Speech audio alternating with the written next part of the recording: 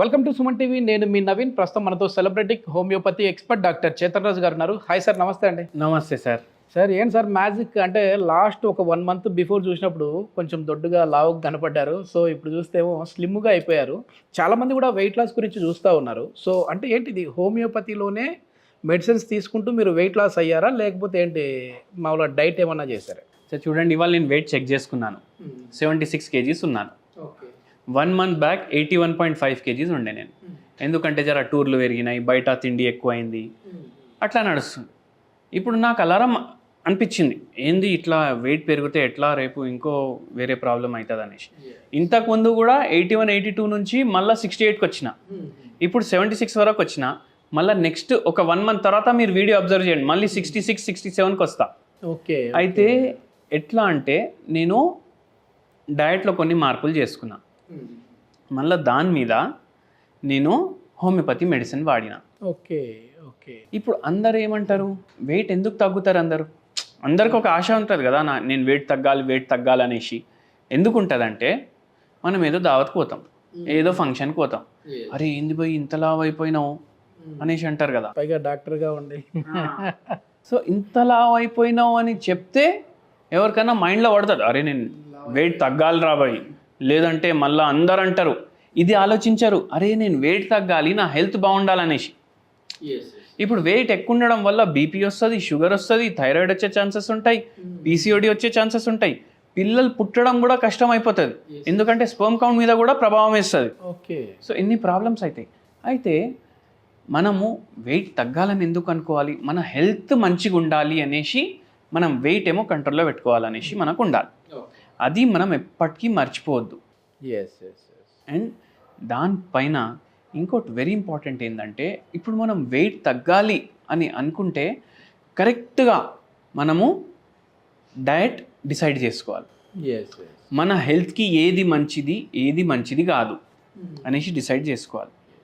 అట్లా అన్నీ చూసుకుంటా తింటే మనకు వెయిట్ లాస్ ఈజీగా అవుతుంది. చాలా మంది సెలబ్రిటీలు కూడా వస్తూ ఉంటారు కదా సార్ మీ దగ్గర. అంటే మామూలుగా ఈ మెయిన్ నీ పెయిన్స్కి సంబంధించి చాలా మంది వస్తూ ఉంటారు, అది నాకు తెలుసు. ఈ వెయిట్ లాస్కి సంబంధించిన వాళ్ళు కూడా వస్తూ ఉంటారండి? అవును, చాలా వేరే స్టేట్స్ నుంచి కూడా వస్తారు వెయిట్ లాస్ గురించి. అండ్ మనం లాజికలీ మనం వెయిట్ లాస్ ఎట్లా చేసుకోవచ్చు అది చూపిస్తాం. ప్లీజ్. అయితే చూడండి, ఇప్పుడు గుర్తుపెట్టుకోండి, ఆయిల్ ఫుడ్ తినొద్దు అని చెప్తాం మనం పేషెంట్కి. ఆయిల్ ఫుడ్, ఇప్పుడు నేను మీకు చెప్పినా అనుకోండి, ఆయిల్ ఫుడ్ తినకండి, మీరు వచ్చిర్రు నా దగ్గర వెయిట్ లాస్కి, ఆయిల్ ఫుడ్ తినకండి సార్ అని చెప్తా. మీరేమనుకుంటారు, అరే సార్ ఏమంటుండు, బజ్జీలు తినొద్దు, పునుగులు తినొద్దు, మైసూరు బొండాలు తినొద్దు, వడాలు తినొద్దు, ఇవన్నీ ఫ్రైడ్ ఫుడ్లు కదా. కానీ పేషెంట్లకు ఇట్లా జస్ట్ మనం చెప్తే ఏం అర్థం కాదంటే, మీరు రసం చేసుకునేటప్పుడు కూడా దాంట్లో నూనె పోసిర్రు అనుకోండి ఎక్కువ, అది ఆయిల్ ఫుడే. ఓకే. అయితే రసం వండిన తర్వాత, సాంబార్ వండిన తర్వాత, ఏదైనా పులుసు కర్రీ వండుకున్న తర్వాత చూడండి, పైన మీ కర్రీలో కానీ రసంలో కానీ తేలుతుంది నూనె అంటే అది ఆయిల్ ఫుడ్. అయితే మనం చెప్పేది యాక్చువల్గా ఏంది, ఆయిల్ క్వాంటిటీ ఓవరాల్ మీ డైట్లోకి వెళ్ళి ఎంత తీసేయండి. మళ్ళా ఆయిల్ కొనేటప్పుడు చూడండి, ఇప్పుడు ఎవరో పేషెంట్ ఆయిల్ ఫుడ్ కొనేటప్పుడు చూడండి అని ఇట్లా చెప్తాం కదా, నెక్స్ట్ టైం వాళ్ళ ఆయిల్ డబ్బా ఫోటో పట్టుకొని వచ్చింది, సార్ హెల్దీ హార్ట్ అని ఉంది సార్, ఏమంటారు మీరు అనేసి, దాన్ని వెనకాలది చూపించండి అని చెప్పింది. వెనకాలది చూస్తే బ్లెండెడ్ సన్ఫ్లవర్ ఆయిల్ అని ఉంది. ఓకే.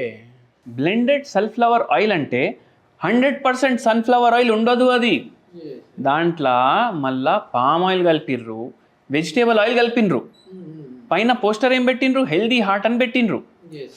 కానీ ఏముంది దాంట్లో, పామ్ ఆయిల్ ఉంది, వెజిటేబుల్ ఆయిల్ ఉంది, సన్ఫ్లవర్ ఆయిల్ ఉంది.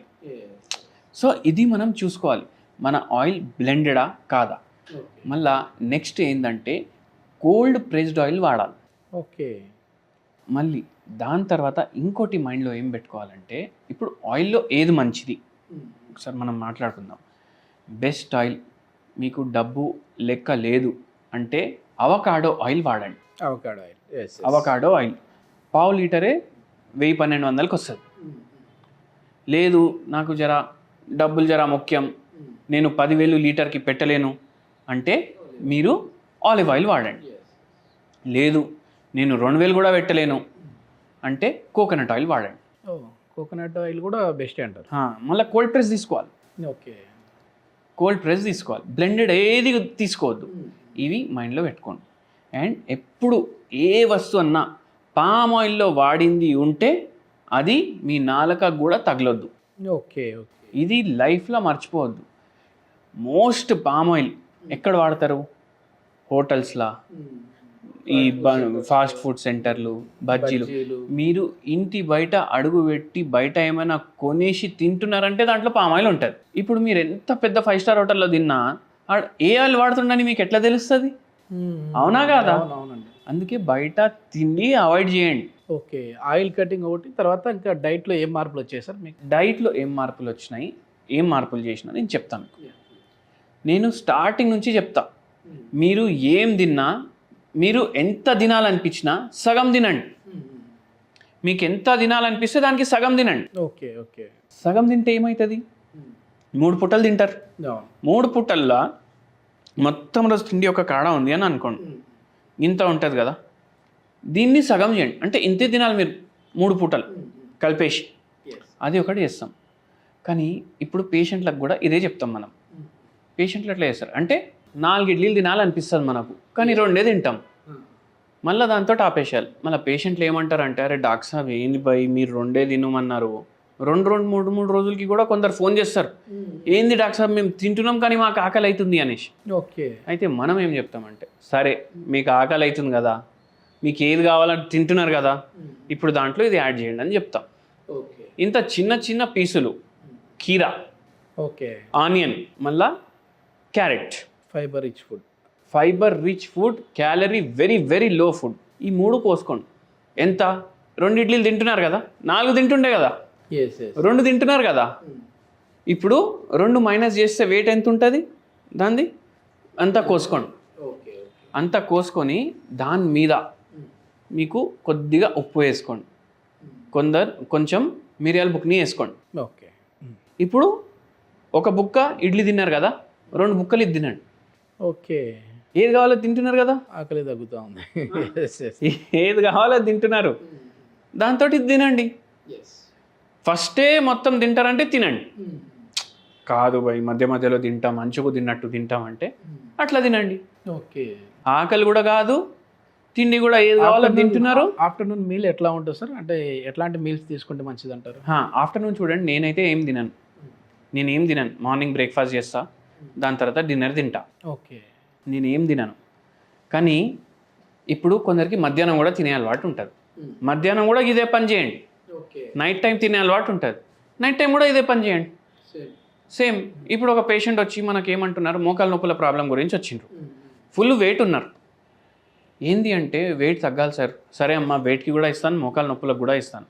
అయితే హోమియోపతి ఏం చేస్తుంది అంటే బాడీలో మెటబాలిజం పెంచేస్తుంది. ఓకే. దాంతో వెయిట్ కూడా తగ్గుతారు, నొప్పులు కూడా తగ్గిస్తుంది. దాంతోపాటు డైట్ కూడా చేయాలి కదా, డైట్ కూడా చెప్తాం ఇట్లా చేయండి అనేసి. అరే అవి ఎట్లా తింటాం సార్ అనేసి అన్నారు. 60 ఏండ్లు పేషెంట్ ఏజ్.